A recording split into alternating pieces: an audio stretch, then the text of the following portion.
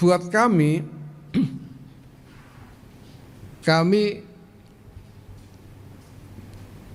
tidak menganggap ini sebagai domain dari NU. Karena demokrasi itu tiangnya atau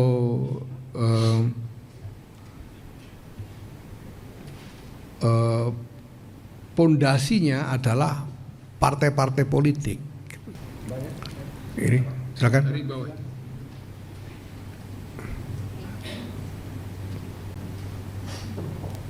Selamat siang Bu, sama saya Hiro dari Videoan. Ini sebenarnya agak out of topic sedikit dari pendidikan dan lain-lain. Ini mengenai putusan MK yang baru aja diputuskan sama MK terkait dengan presidential threshold. Nah, tanggapan Gus Yahya sebagai ketua PBNU ini, NU ini kan dikenal sebagai ormas Islam terbesar. Nah, kira-kira tanggapan mengenai presidential threshold itu seperti apa Gus? Pertama-tama saya kira perlu dipahami ya bahwa posisi NU dan warganya di dalam hal ini hanya sebagai pencoblos. Kalau kita diberi kesempatan nyoblos, kita nyoblos itu aja. Nah, soal siapa yang boleh nyalon atau tidak, ini kan domain dari aktor-aktor politik kelembagaan, ya, yaitu partai-partai, DPR, ya, dan lain sebagainya. Ya, saya kira ini perdebatan yang cukup lama dan sekarang kebetulan sudah menjadi keputusan MK. Ya. Pasti MK di dalam membuat keputusan ini punya nalar konstitusionalnya sendiri tentang apa yang menurut MK lebih konstitusional. Ya. Nah, sementara di sisi lain, saya kira aktor-aktor politik ini dan terutama para pemimpin politik kita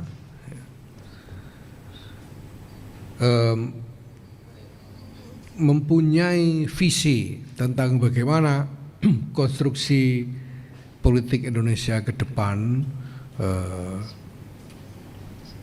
harus diciptakan supaya ada keseimbangan antara tuntutan demokratisasi dan efisiensi manajemen politik nasional.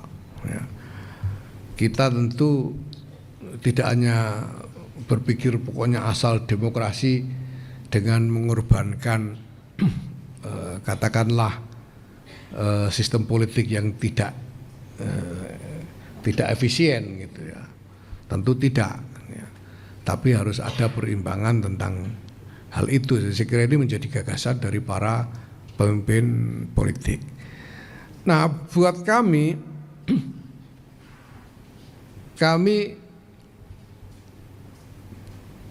tidak menganggap ini sebagai domain dari NU.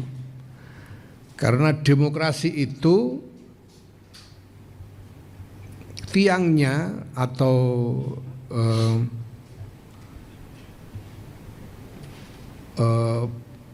pondasinya adalah partai-partai politik. Jadi ini domain dari partai-partai politik. Ya, demokrasi kita, demokrasi melalui partai-partai politik. Maka pertama-tama bagi kami saya kira bahwa partai-partai politik itu harus diberi kepercayaan untuk membangun konstruksi demokrasi Indonesia yang lebih baik ke depan. Ya.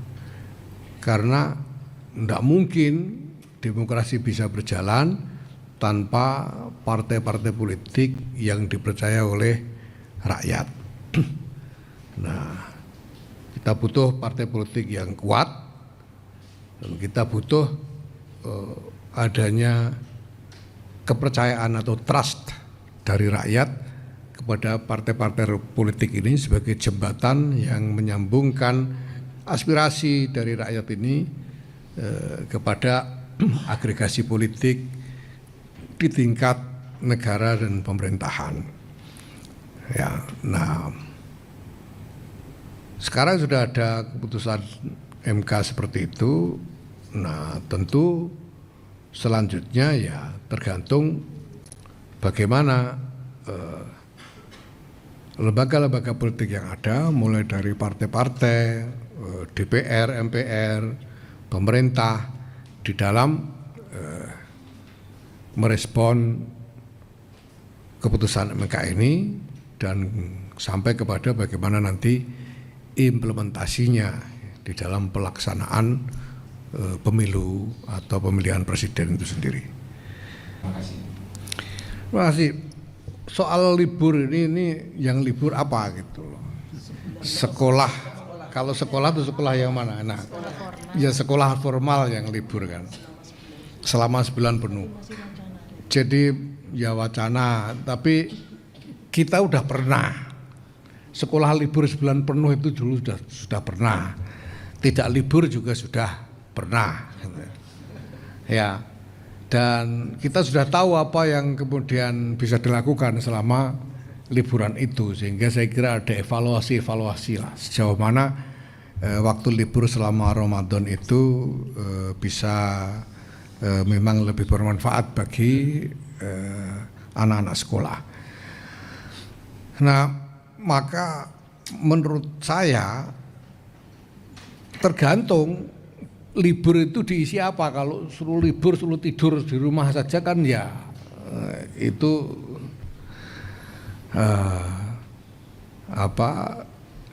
tidak seperti itu yang kita inginkan toh.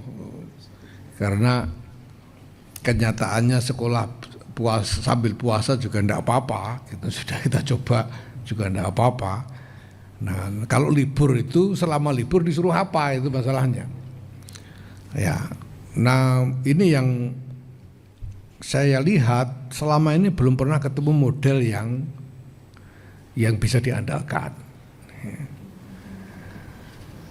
Ada dulu pernah dicoba misalnya anak-anak sekolah itu disuruh ikut traweh, lalu minta tanda tangan imamnya, hal begitu untuk supaya beribadah lebih tekun misalnya begitu. Tapi apakah itu model yang juga bisa kita andalkan? Ini tergantung, sebetulnya ya tergantung kerangkanya ini kita mau suruh apa anak-anak sekolah ini gitu, selama Ramadan itu gitu. Nah, kalau di pesantren itu ya malah Ramadan itu lebih banyak ngajinya daripada di luar Ramadan gitu.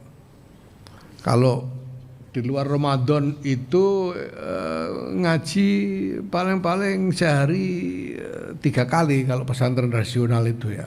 Ba'da subuh, waktu duha, kemudian habis maghrib atau habis isya.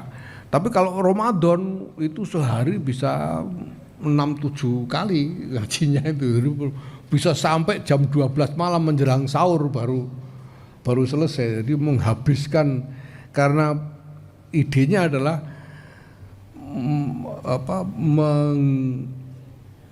memanen barokah sebesar-besarnya dari bulan Ramadan ini, sehingga ngajinya malah diintensifkan supaya barokahnya bisa dapat lebih banyak. Itu kalau pesantren ya. Nah, anak sekolah ya mungkin baik libur penuh sebulan, tapi disuruh apa? ini dulu, ini yang harus dibangun dulu. Ramadan itu digunakan untuk apa bagi anak-anak sekolah ini gitu. Apalagi kalau kita ingat dengan anak-anak sekolah yang non muslim gitu. Nah, apakah yang non muslim ikut libur gitu? Nah, kalau ikut libur disuruh apa? Ramadan non muslim itu kan juga harus dipikir gitu loh. Jadi ini bukan hanya soal libur tidak libur, tapi libur untuk apa gitu. Nah, ini yang harus dibangun modelnya. Sudah pernah dicoba, tapi kami lihat selama ini belum ketemu model yang jelas ya, yang bisa kita andalkan.